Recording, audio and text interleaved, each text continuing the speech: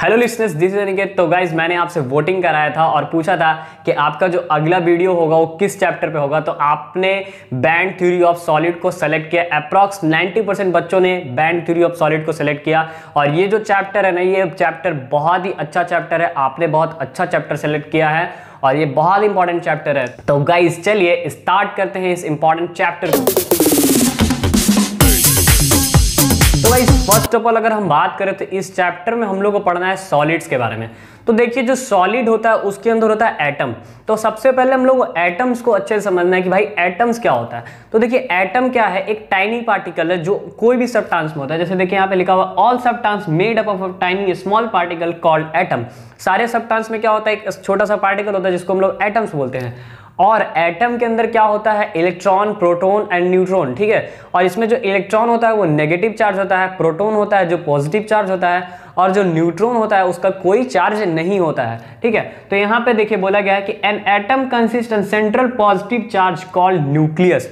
और एटम में जो सेंट्रल बीच में उसके जो पॉजिटिव चार्ज होता है, देखिए ये सेंट्रल पॉजिटिव चार्ज, इसको हम लोग क्या बोलते हैं? न्यूक्लियस बोलते हैं। न्यूक्लियस होता है वो क्या होता है? Number of proton plus number of neutron. जितना नंबर ऑफ प्रोटॉन है और जितना नंबर ऑफ न्यूट्रॉन है, अगर आप उसको जोड़िएगा तो आपका न्यूक्लियस के बराबर आएगा वो। ठीक है, इन जनरल अगर जनरल केस में बात करें, एटम जो होता है वो क्या होता है? इलेक्ट्रिकली न्यूट्रल होता है।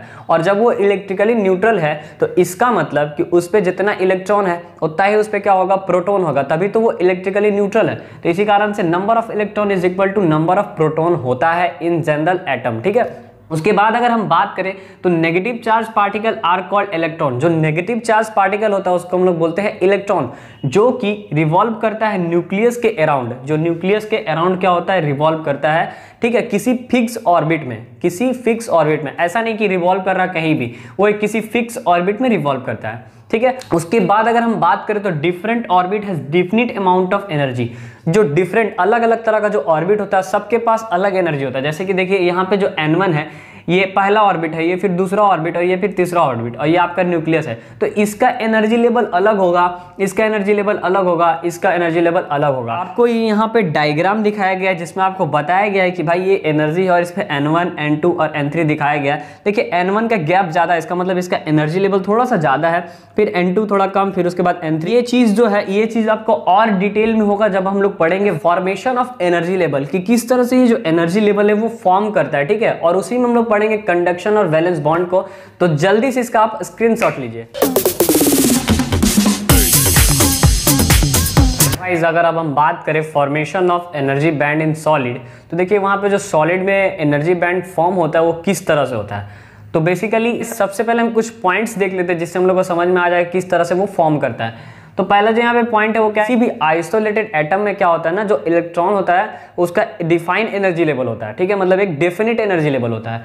लेकिन अगर हम सॉलिड क्रिस्टल का बात करें तो सॉलिड क्रिस्टल होता है ना, वो आइसोलेटेड होता ही नहीं है। तो जब वो आइसोलेटेड नहीं होता है तो वहां पे बहुत ही ज्यादा मॉडिफिकेशन होता है। ठीक है, जैसे देखिए दूसरा पॉइंट में क्या है? In the solid the energy level of electron are differ by a small amount. Solid में क्या होता है? जो एनर्जी लेवल होता है किसका? इलेक्ट्रॉन का, वो डिफर होता है थोड़ा सा।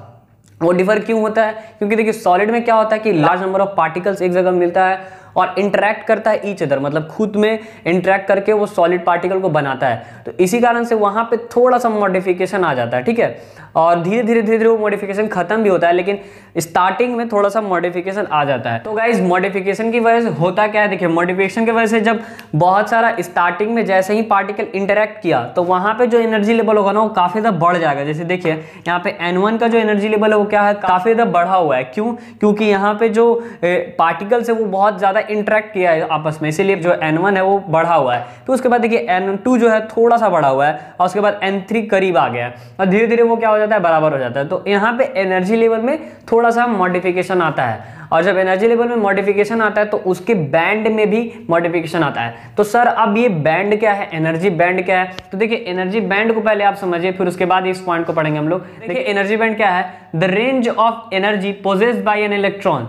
ऐसा रेंज किसका, एनर्जी का जो इलेक्ट्रॉन के द्वारा पोजेस हो रहा है किसी सॉलिड में, उसको क्या बोलते हैं, एनर्जी बैंड बोलते हैं। ठीक है, जैसे कि ये N1 है तो N1 का कुछ रेंज होगा, ठीक है, N2 का कुछ रेंज होगा, N3 का कुछ रेंज होगा, तो वो जो रेंज होगा उसको हम लोग क्या बोलेंगे, बैंड बोलेंगे। ठीक है, तो यहाँ पे क्या है कि the energy band are separated by a gap, जो एनर्जी बैंड होता है वो एक सेपरेट होता है कुछ गैप से, उसके अंदर क्या होता है, in which no energy level is available, जिसमें एनर्जी लेवल अवेलेबल नहीं होता है। So in solid many energy bands are there, इसका मतलब कि जो सॉलिड होता है उसमें क्या होता है, बहुत सारा बैंड बनता है। जैसे कि पहला देखिए, पहला बैंड है, पहला एनर्जी लेवल है, तो इसका कुछ रेंज होगा और फिर उसके बाद कुछ गैप होगा, ठीक है, और उस गैप के अंदर कोई एनर्जी लेवल नहीं होगा। जैसे कि आपको यहाँ पे एक डायग्राम दिया हुआ है, देखिए क्या है, फर्स्ट बैंड, फर्स्ट बैंड का मतलब कि पहला N1 का जो एनर्जी लेवल है वो ऐसा है, उसके बाद गैप है, फिर यहाँ पे दिया हुआ है सेकेंड बैंड, फिर उसके बाद गैप है, फिर उसके बाद थर्ड बैंड। तो इस तरह से हम लोग को यहाँ पे बैंड दिखाना है कि सॉलिड में क्या होता है कि एनर्जी बैंड्स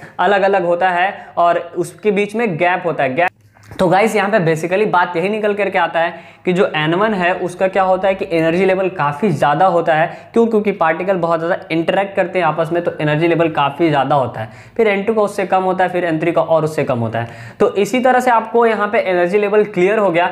अब इसके बाद हम लोग क्लियर करेंगे conduction bond and valence bond को, तो जल्दी से पॉज कीजिए और स्क्रीनशॉट लीजिए।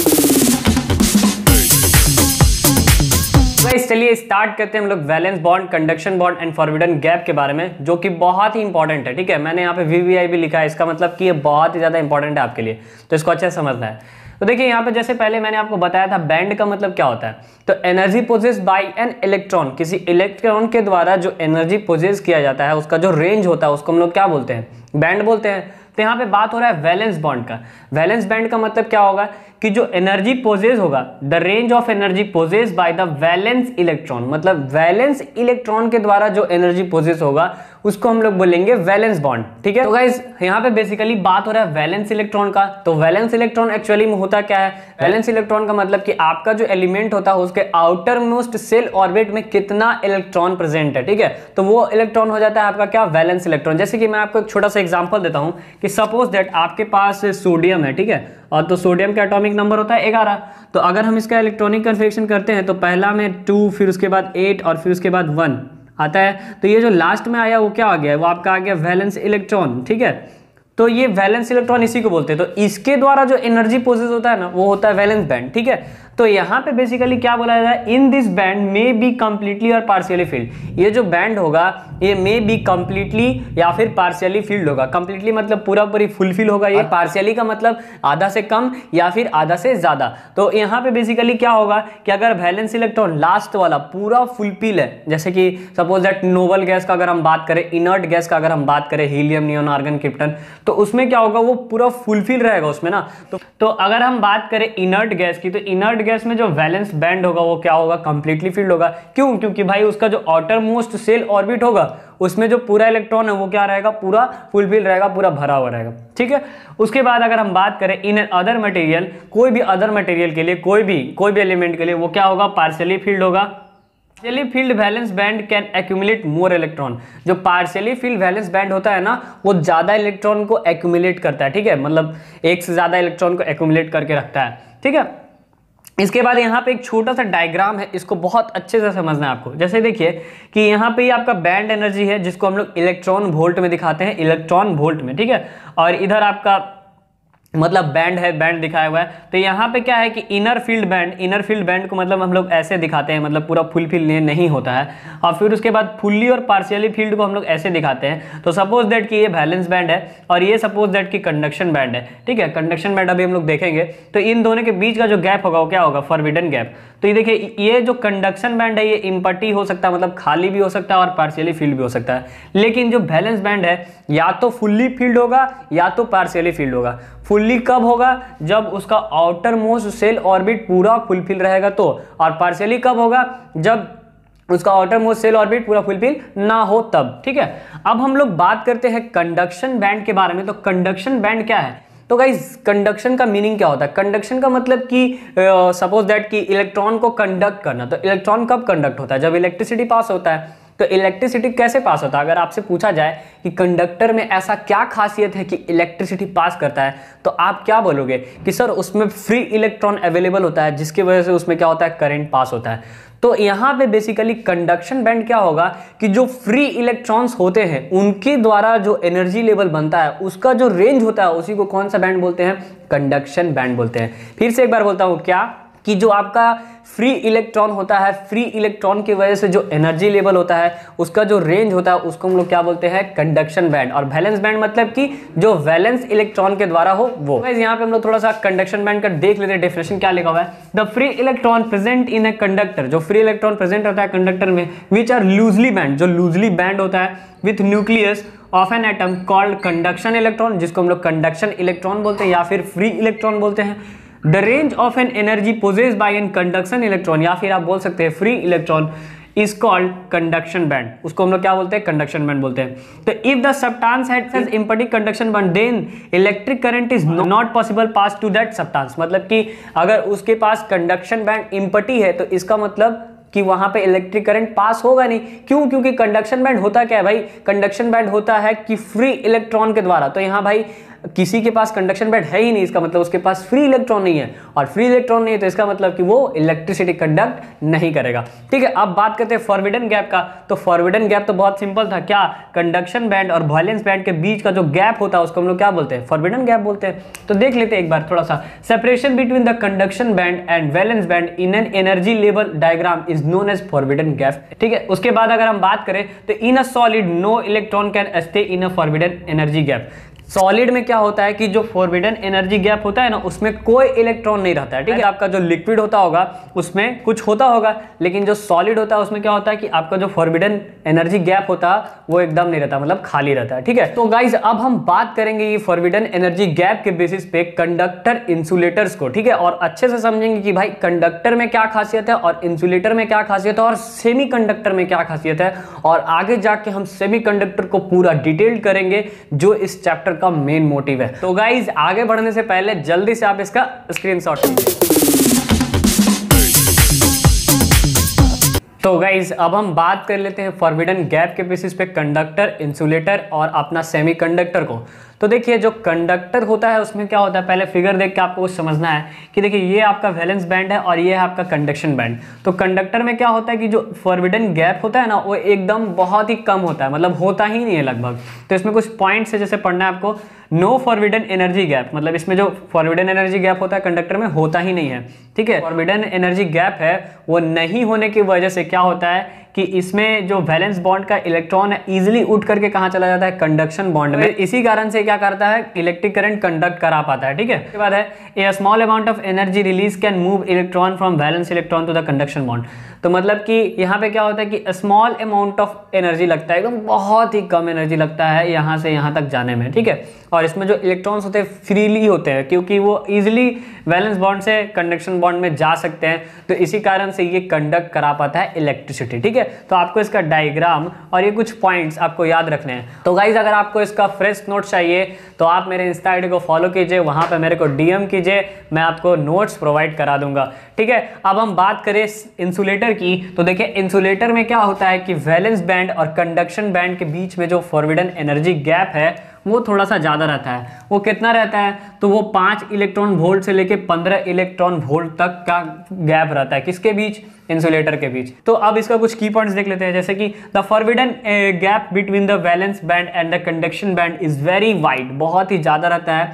वो कितना है, 5 इलेक्ट्रॉन वोल्ट से 15 इलेक्ट्रॉन वोल्ट तक का। ठीक है, उसके बाद greater amount of energy is required to move electron from valence band to the conduction band, मतलब कि वैलेंस बैंड से कंडक्शन बैंड ले जाने में जो एनर्जी लगता है इस इलेक्ट्रॉन को काफ़ी ज़्यादा एनर्जी लगता है क्योंकि उसके काफ़ी ज़्यादा जंप करना पड़ता है। तो इसी कारण से हम लोग क्या करते हैं कि इंसुलेटर में इलेक्ट्रिसिटी को कंडक्ट नहीं करा पाते हैं, हम लोग इलेक्ट्रॉन्स को जंप नहीं करा पाते हैं, इलेक्ट्रॉन को मूव नहीं करा पाते हैं। ठीक है, उस हिसाब से अगर हम इलेक्ट्रॉन को जंप नहीं करा पा रहे हैं तो मतलब इसके अंदर कुछ ना कुछ रेसिस्टिविटी होगा, कुछ ना कुछ रेसिस्टेंस रेसिस्टेंस होगा, हमने इलेक्ट्रिक फील्ड वाले चैप्टर में पढ़ा था कि रेसिस्टेंस क्या होता है, जो इलेक्ट्रिक करंट को रोके, उसे जाने नहीं दे, मतलब जो फ्लो ऑफ इलेक्ट्रॉन को रोके।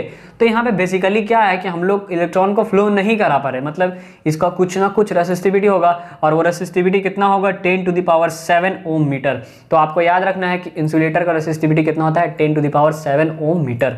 तो अब हम बात कर लेते हैं सेमीकंडक्टर की। तो देखिए सेमीकंडक्टर जो होता है उसका बेसिकली मीनिंग क्या होता है कि सेमी मतलब होता है आधा, और कंडक्टर मतलब जो इलेक्ट्रिसिटी कंडक्ट करे।